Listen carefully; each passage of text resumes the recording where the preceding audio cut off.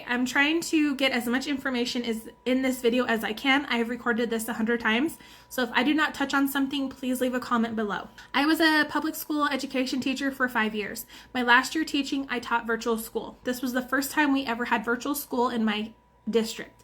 It was a very small group of teachers, and then we of course had admin. We did not have case managers or counselors in our school. We would refer them to the public school if they needed those resources.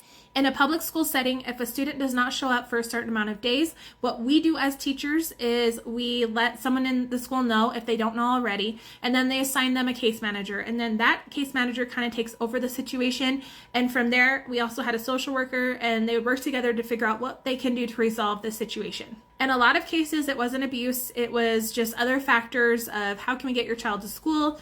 Sometimes they would rearrange the whole bus schedule just to pick up a student. So sometimes there was easy fixes to help the student get to school. In this specific situation, it was really challenging because there was so many different circumstances.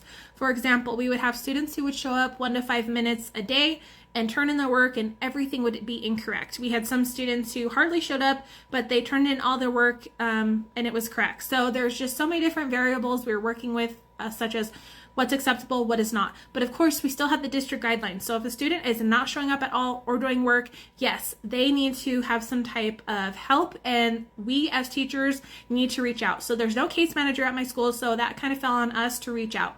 So after not being able to get a hold of parents for a while, they do send a truancy letter. Then I was told for this specific situation, a school officer was sent to the house, and I was told there was going to be some plan. For a while, it was the Chromebook. So they actually switched out the student's Chromebook, hoping that would help.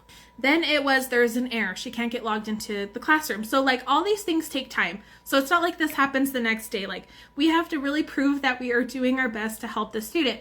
Then it was, of course, the internet's not working right. So then we're trying to figure out how to help them there. There came to a point where I was like, okay, I can't call every day. This is not effective.